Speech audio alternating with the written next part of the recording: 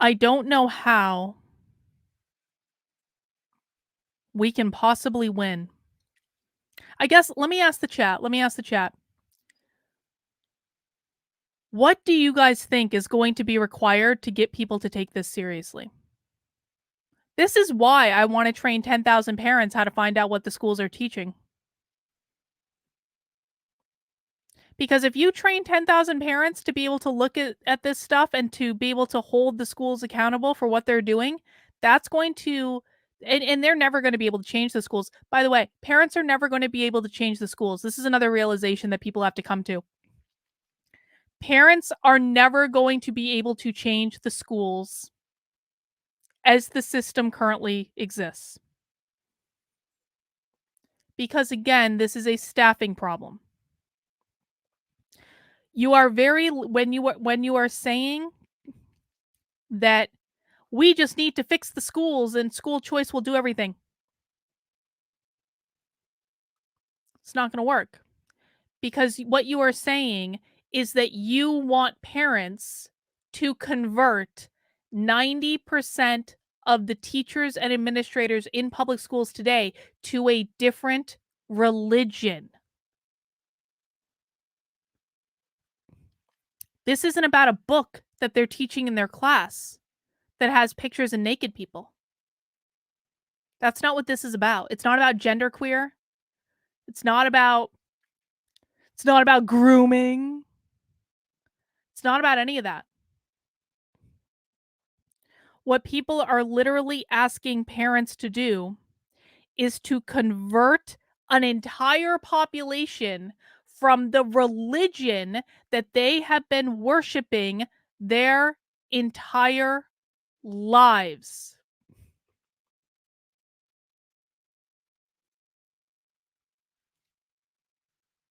That's what we're talking about.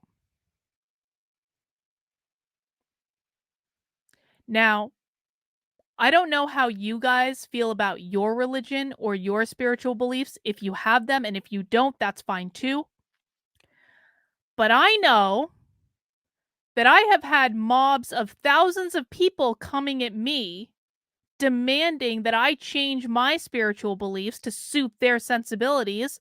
And you know what I did? I said, go fuck yourselves. I don't change my spiritual beliefs for anything, and I certainly don't change them to make you feel better.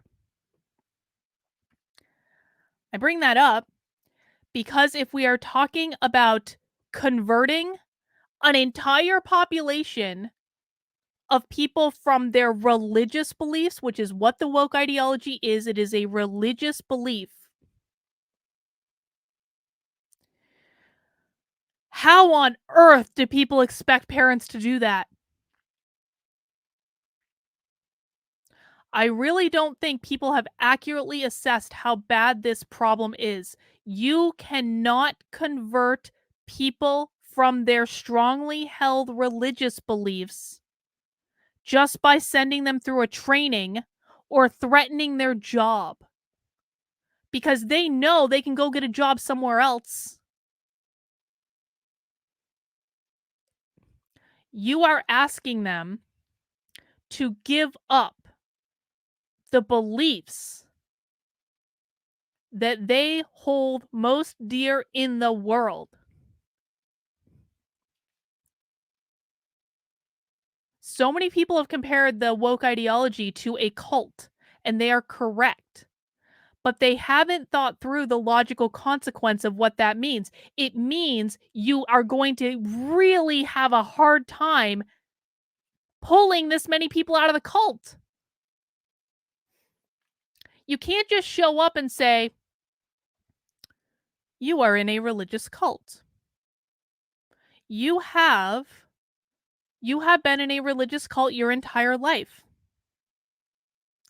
You were brought into this religious cult when you were in school. Everything in your world reinforced this religious cult. Now that I have explained to you that you are in a religious cult, I want you to leave the religious cult. Are you on board? Do you want to leave the religious cult? If you try to say that to someone or like some derivation of that, you are going to look insane. That person's gonna look at you like you have 6 heads. They're gonna be like, "What the fuck are you talking about? I'm not in a cult." These people do not know that this is their religious belief. This is what is so insidious about this. They do not know that this is their religious belief.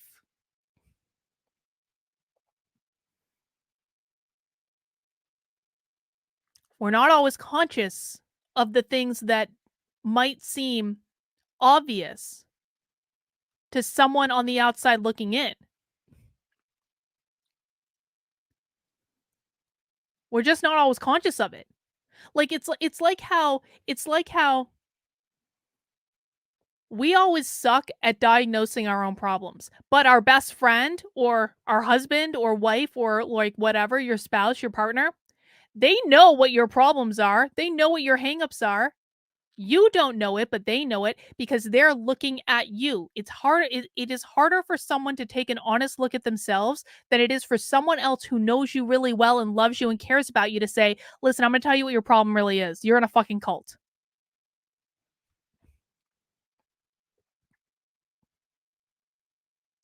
And like, would you ever leave a cult or your religious belief for someone who you don't even have a strong emotional connection with?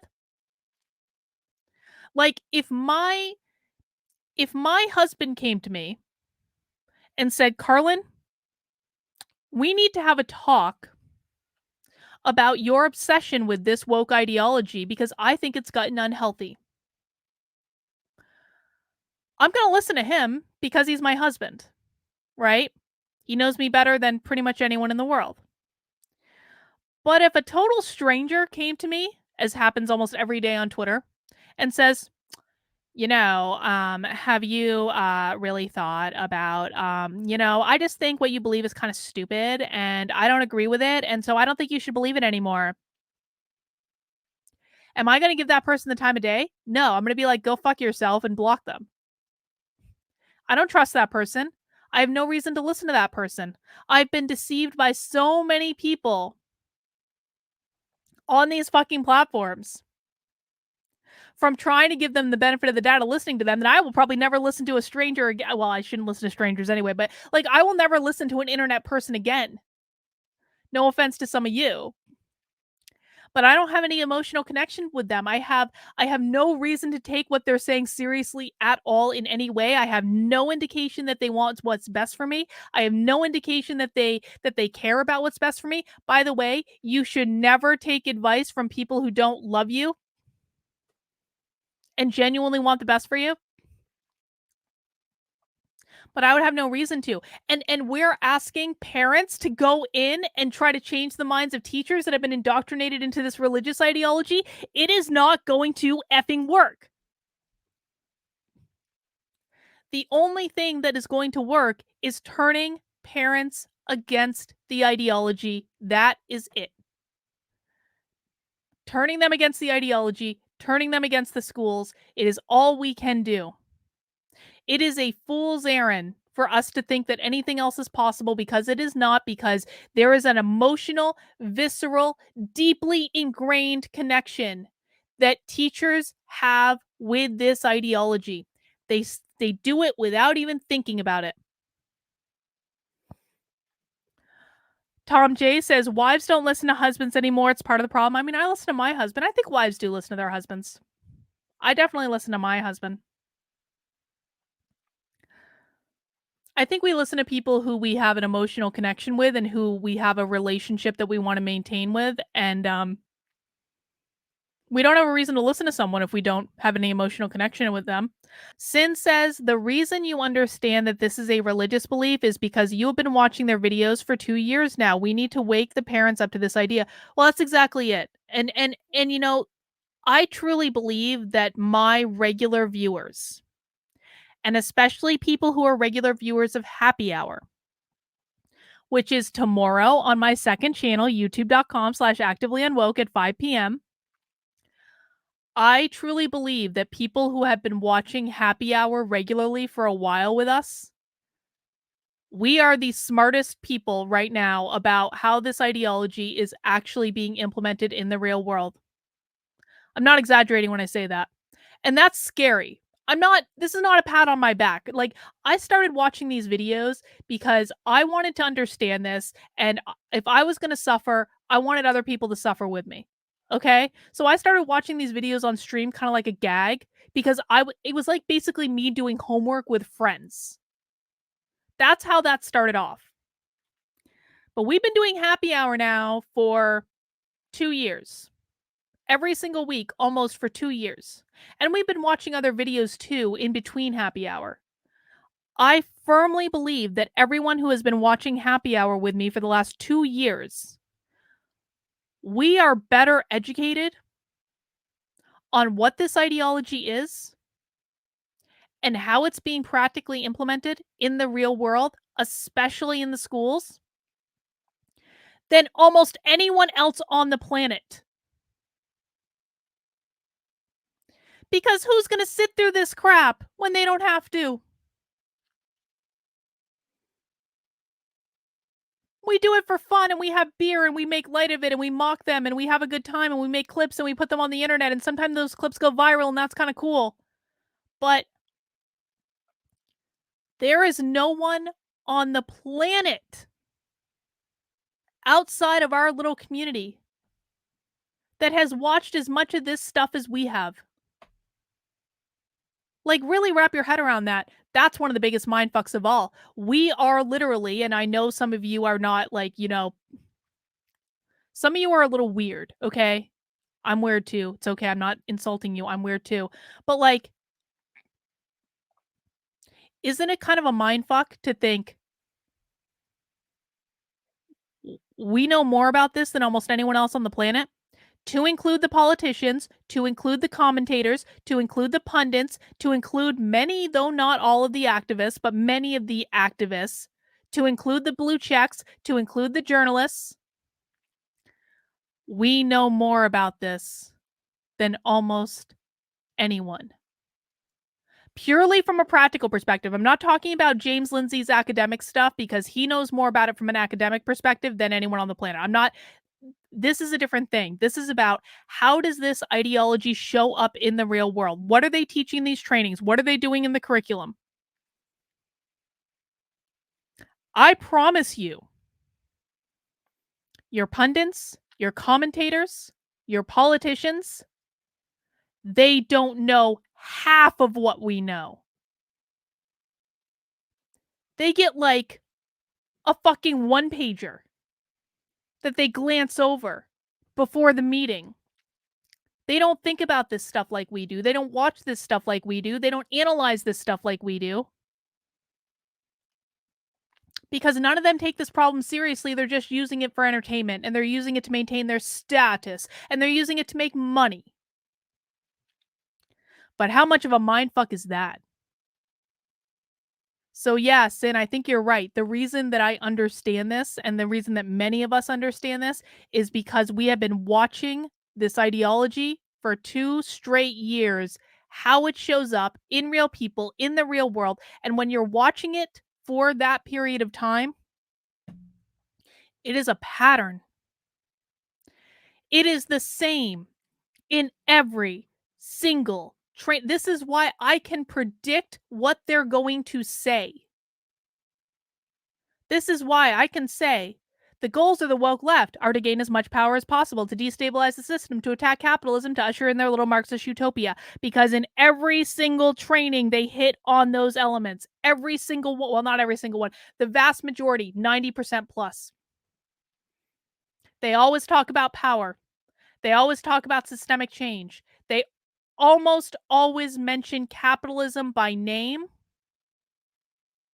And they are almost always talking about revolution, liberation, abolition, and fundamentally Marxist ideologies in almost every single one. They're all the same.